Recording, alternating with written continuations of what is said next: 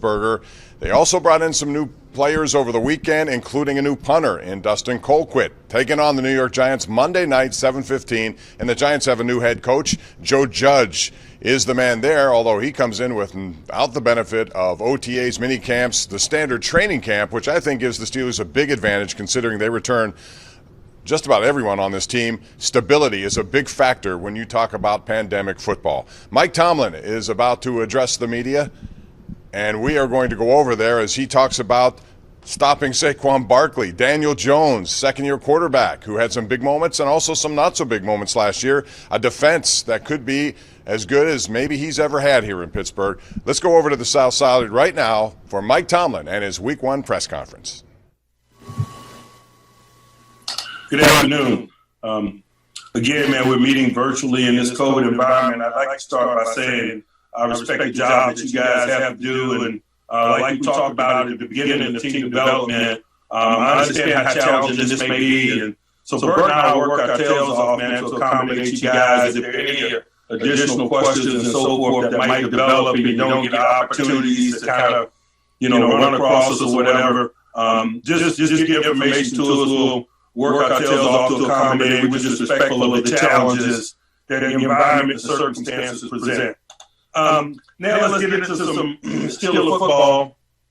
Besides the 53-man cut down, we've had a number of significant adds and acquisitions in recent days.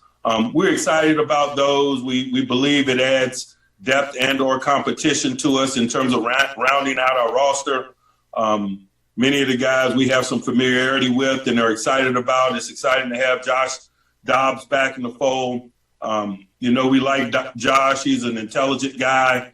His prudent use of mobility is an asset to him, and particularly at the third quarterback position, when you don't get a lot of reps, physical reps in terms of preparation, it's good to have a trait or something that gives you a winning edge. And his mobility and prudent use of has proven to be an asset to him in those circumstances, and that's one of the reasons why we're excited about reacquiring him.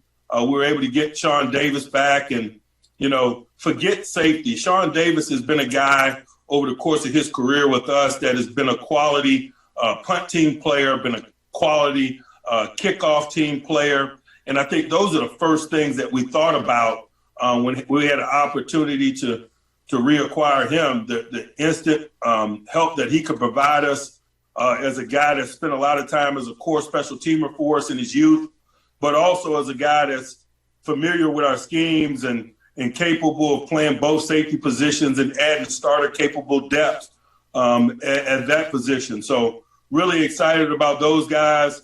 We're able to pick up Colquitt yesterday, man. Colquitt is a guy that's been around forever. We've had some significant competition against him over the course of 15 years or so that he was in Kansas City. Got a great deal of respect for his resume. Really excited about his floor. As a 15-year veteran, a guy that's seen a lot of circumstances, been in a lot of circumstances. We got a great deal of comfort in his ability to deliver in a variety of circumstances in an unusual environment.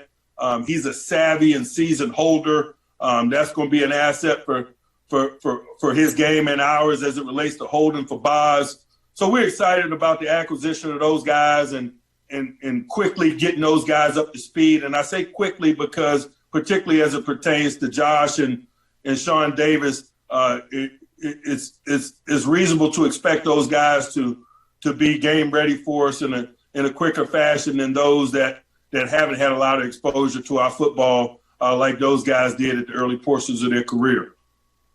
Now, as we get into Giant prep and talking about the Giants, I think first thing you have to acknowledge is the pandemic and the challenges that it creates. We're speculating some as it pertains to some of their schematics. We're speculating some, particularly as it pertains to their division of labor and their utilization of people. They got a new coaching staff, and so personality is not necessarily revealed, although a lot of their significant coaches in terms of coordinators and so forth have NFL resumes and experience that we can glean certain information from. There is some concern about the unknown as you go into an opener in this environment. But we're comfortable in the fact that there's some unknown about this opener for all of us in this pandemic environment. But because it's a new staff, there's less speculation, potential and possibilities for us. So we're really spending a lot of our time focused less about what they do or what they're capable of doing with their collection of people and schematics, but more about the pinpoint utilization of our people to put us in the very best position to win, and also the thoughtful selection of our schematics that we can perform in a variety of circumstances, many of them probably unanticipated. So the things that we know really well, the things that we have a big time understanding of individually and collectively are probably going to get pushed to the front of the line for us. That's kind of been our mentality as we step into this stadium week one, and probably appropriately so. Specifically talking about some Giant people now, I think on offense, man, you start first and foremost with Saquon. Man, he's going to be a big time challenge for us. I've spent a great deal of time this summer studying and appreciating his tape.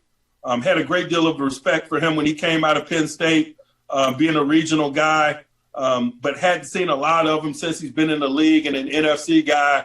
Man, this is a guy that's capable of really impacting the game in all circumstances and really in many ways.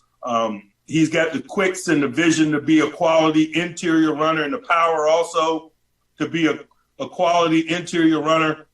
He's got burst and acceleration and top end speed that allows him to excel on the perimeter game and in open grass.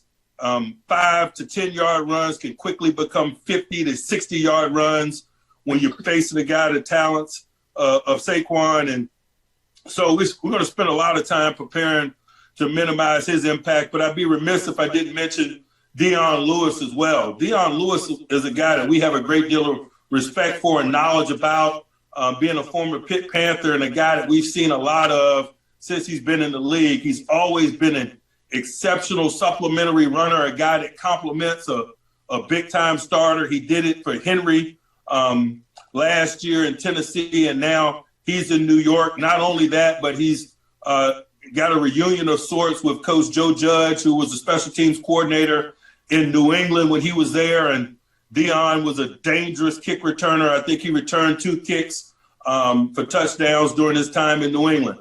Those 2 guys in the run game have our attention. They've got some quality receivers. They got quality depth there. Golden Tate is a guy that we've respected, man, since he's been in the league. His big play capabilities are unquestioned, and routinely you see highlights, it seems like just there about every other weekend, of Golden Tate jogging into the end zone or running backwards into the end zone on some of the splash plays that he's been known to produce.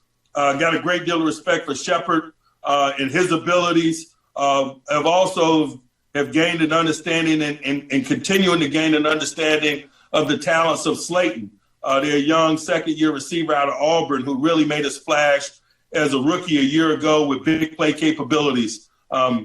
Concerned about the matchup challenges that the tight end Ingram presents. His vertical speed and his ability to get the speed are really unique for the position, and that's why he was drafted as high in the draft as he was drafted.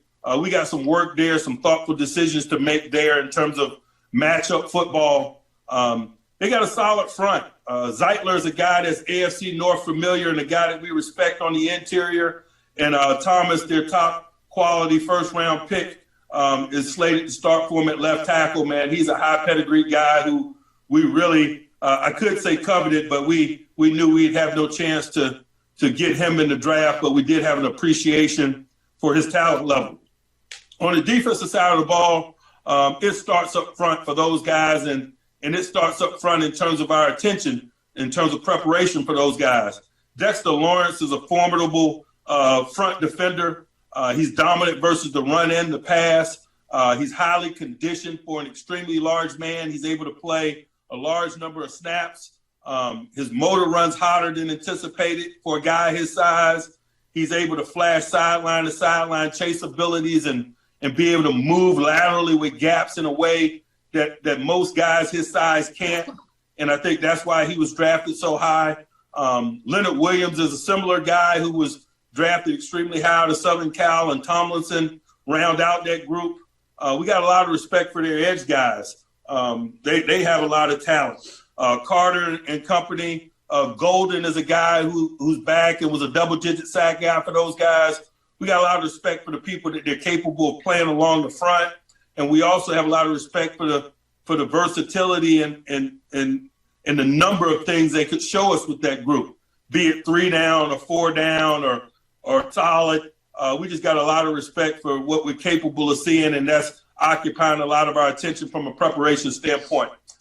Their utilization of new people on the back end and how they choose to employ them really has our attention as well.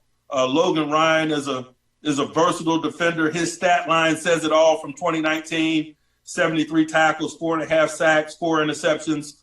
He's a guy that's capable as an outside corner. He's capable as a nickel corner. He's capable as a safety. They got versatility in Jabril Peppers as well. That guy's capable of playing safety and sub-package linebacker.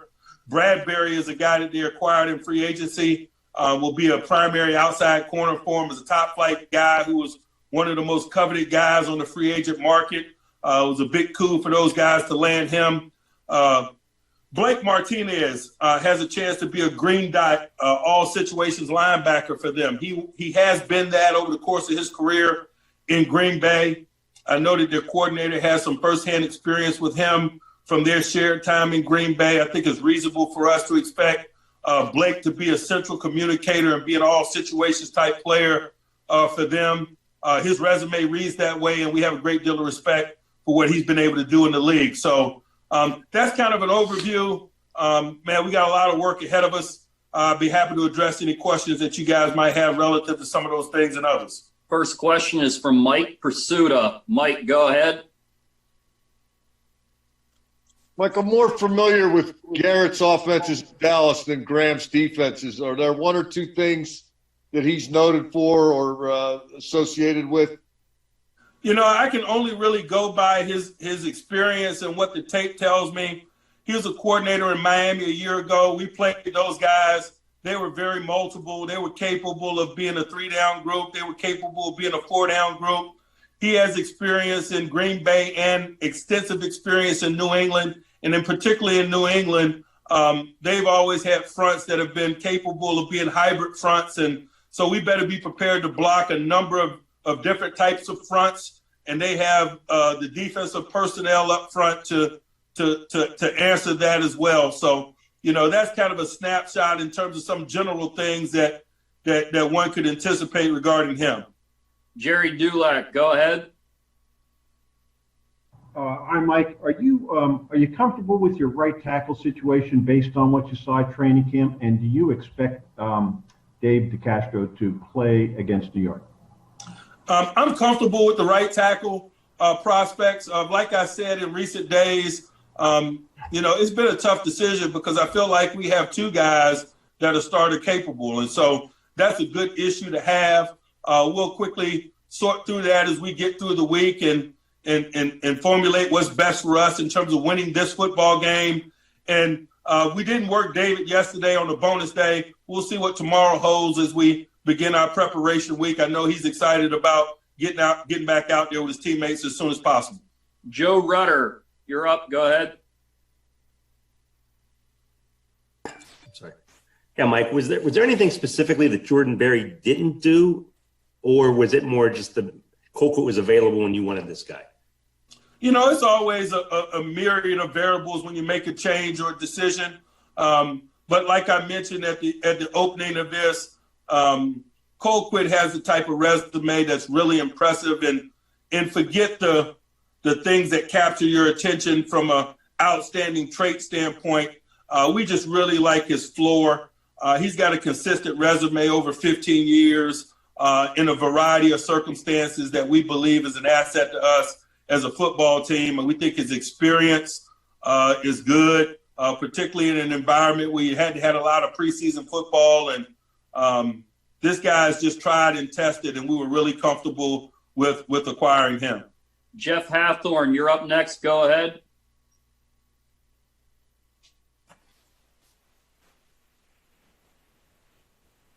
Sorry, Mike. I was just curious how much Matt Canada has impacted game planning, and has he been what you wanted since his hire? I think that's going to be determined as he finds his footing as an assistant. And the first week is probably not a good opportunity for that. The same could be said with Ike Hilliard at wide receiver. We don't care where good ideas come from in terms of the formalization of plans and developing our personality. But the new guys, particularly as a positional coach standpoint, they have some challenges that pertain particularly to the job that they were hired to do, and that's the readiness of the people that they coach.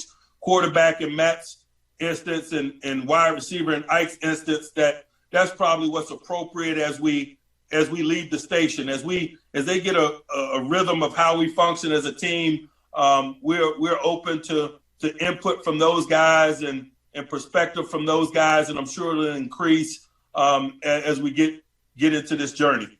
Brooke Pryor, you're up next. Go ahead. Hey, Mike, last time we talked to Ben, he said he expects to have some jitters when he runs out Monday night, even playing as long as he has, just with not playing last year.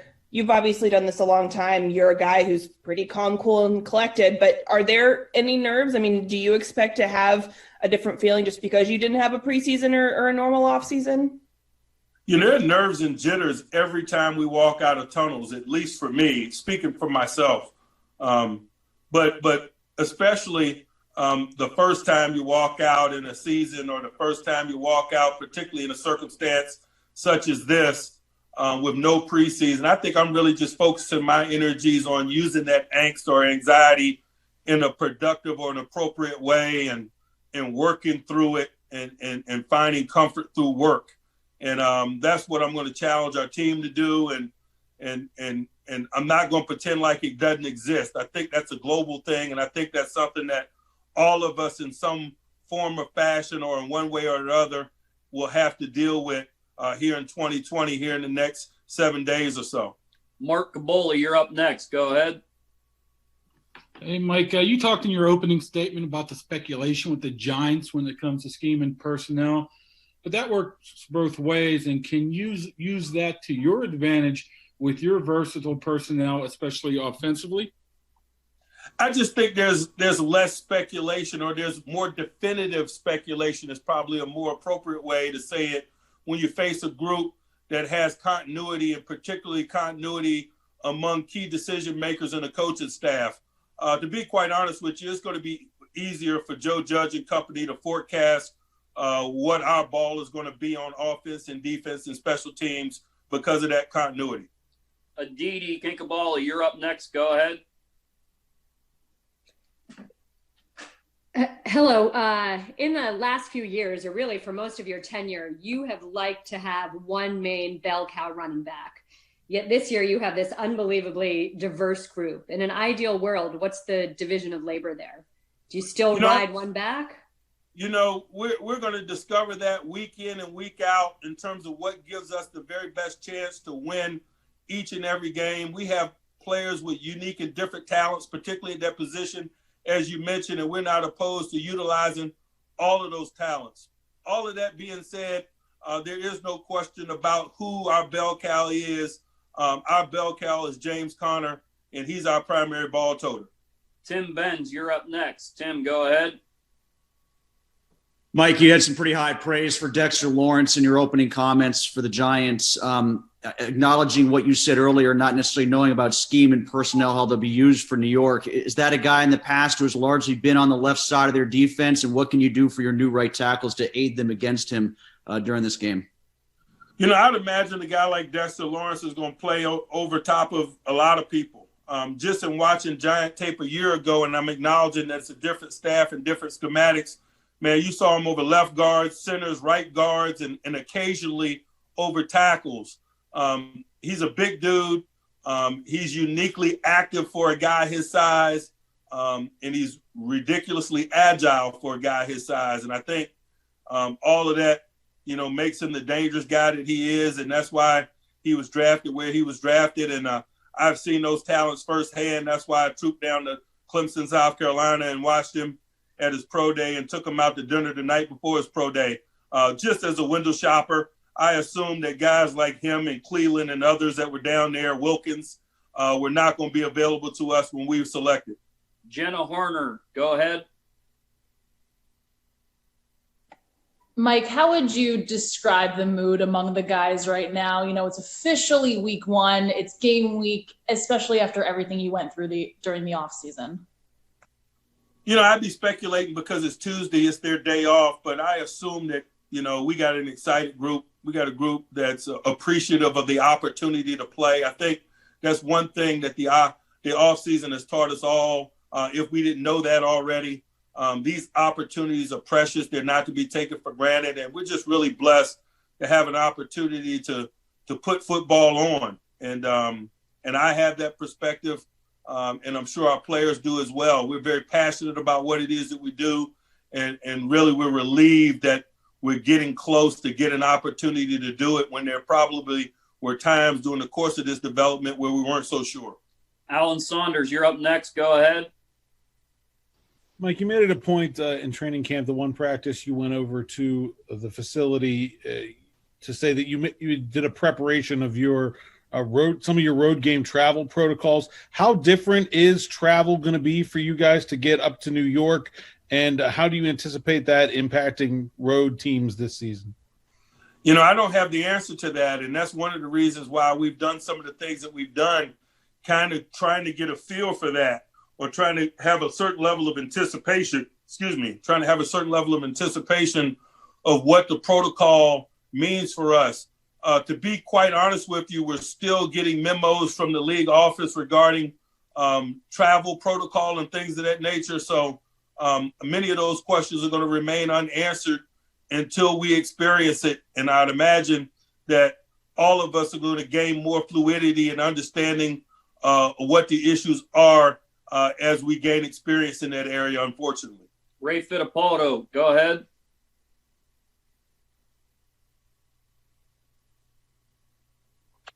Hey, Mike, why keep 4 quarterbacks, or why keep Buck on the practice squad? And I know some other teams are doing different things with their 4th quarterback. Will he be in the building with you? Will he be in the same meeting room with the other QBs? Yeah, I really don't worry about how or why others do it. We just felt like it was important in this circumstance for us to have 4 quarterbacks in the program. We have 4 quarterbacks in the program, guys that we've played ball with in the past, and we believe that aids us in Duck in the position that he's in, being a practice squad guy. This is a guy that started games for us a year ago, and we believe that that's an asset to us. And in this COVID environment, you can't insulate yourself enough with quality depth at all positions, and that's something that we've worked extremely hard to do. And the utilization of vested veterans on the practice squad is another avenue that we thoughtfully delved into, all in an effort to insulate us in the fortified depths in this uncertain environment. Okay, a few more questions. Jerry Dulac, go ahead. Mike, did your new guys, Josh and Sean Davis and Colquitt, do they or did they have to quarantine, and how long will that be if they do? They've already gone through the protocol or the COVID procedures in terms of making themselves available not only for a workout in Colquitt's case, but also to be in the building, which Sean Davis was yesterday, and now Dobbs is eligible to moving forward. We're gonna follow the protocol to the letter, whatever the protocol subscribes, and we acknowledge that it's capable of changing because it has, and so we keep our ear to the ground, and that's a non-negotiable thing for us. Joe Redder, go ahead. Yeah, Mike, without the benefit of a preseason, you guys haven't been able to condition themselves, build themselves up in the game shape. Do you foresee more substitutions than maybe in years past in week 1? You know, we're ready for that. There's an anticipation relative to that, but oftentimes that's dictated by a total number of snaps, meaning if we're getting off the field effectively on defense, then fatigue sets in differently than if you're not. And so we're prepared to do it where necessary, but we also understand there's certain in-game things that are going to dictate whether or not it is necessary. Okay, time for two more. Brooke Pryor, go ahead. Mike, I know you've only been able to see him in training camp so far, but from what you've seen out of Diontae Johnson, does he look like he's ready to make that second-year jump that you'd like to see out of wide receivers? He does, but so does Benny Snell and, a lot of our other second-year players. We're excited about the growth and development of second-year players. We're excited about challenging them to take a significant step in their game. The same could be said for Justin Lane and Isaiah Buggs and others. It's reasonable to expect those guys to raise their level of play. All right, last one, Mark Caboli. Mark, go ahead. Mike, do you anticipate using those 2 extra game day roster spots compared to last year, and how might that be beneficial to you? I'm not going to give them back. I'm definitely going to use them for many of the reasons that we've been talking about. This unusual environment in terms of the knowledge of what our guys are capable of. And so if we have available guys to us, we better use them. But also just the lack of in-game play and the number of snaps or the limited number of snaps people may be prepared to play, or how fatigue may set in on us. The rules allow for us to fortify our depths, and so we're going to take advantage of that. Okay, we actually have one more Aditi final question. When we were talking earlier, Coach Tomlin, about the preparation for players as opposed to scheme, what did you have Devin Bush watch? What kind of film was he watching to prepare what he'd be diagnosing? Was it Cowboys? Was it Daniel Jones? Schematically, you watch Dallas tape because, Coach Jason Garrett is the leader of the group from a schematic standpoint, but also their offensive line coach comes from Dallas as well, and their shared experience probably provides some speculative insight for us to be prepared for. And if you're watching people, if you want to, watch Saquon work, which I would think is appropriate for a guy like Devin Bush, then you watch Giant tape as well. And but that's not earth-shattering or groundbreaking in any way. That's what you do in week one when you face some of the challenges that week one provides us. All right, thanks, Coach. You have been watching Mike Tomlin's first press conference of the new season right here on Pittsburgh CW and around the world, and I mean that, around the world on Steeler digital and social platforms. During the stream, I saw people from Rio de Janeiro, Austria, Germany, San Antonio, Texas. Steeler fans are everywhere, and I'm sure they are excited about what lies ahead for a team that returns a lot of people. It's a veteran team. It's a stable coaching staff, and I think that's a huge advantage when you look at the current situation. Without OTAs, without a lot of off-season workouts, that is an advantage for a team like the Steelers. The Giants, on the other hand, bring in a whole new coaching staff with some new players, and the Steelers will get them right off the bat on a Monday night, 7:15 kickoff. James Conner will be the feature back. People wondered about how much usage you might get out of Benny Snell and others, but while they will be on the field, it's going to be James Conner as the workhorse, and that's the way Mike Tomlin likes to do it. All right, we have a couple of notes for you before we go here, and that would be join us on Saturday night. It's the first Mike Tomlin show, and that'll be on KDK TV. You can also follow up on the Steelers YouTube page. It'll be on the YouTube page right after the broadcast, right around midnight, and then you can catch us on Sunday morning. We have our first preseason special going on for you. It is Sunday at 11:30 on KDK. I should say regular season. It's the kickoff show as we kick off another season. And again, a full slate of games. It actually starts on Thursday night. A lot of them on Sunday. You'll see on KDK and CBS. And then on Monday night, the Steelers begin what they hope is a very successful season. All right, that's going to do it for us. Thanks for joining us here on CW and all the digital platforms and social platforms of the Pittsburgh Steelers. I'm Bob Pompiani, and we'll see you next week as you get set for the Steelers home opener this week, Steelers and Giants. And we'll see you over the weekend on KDK.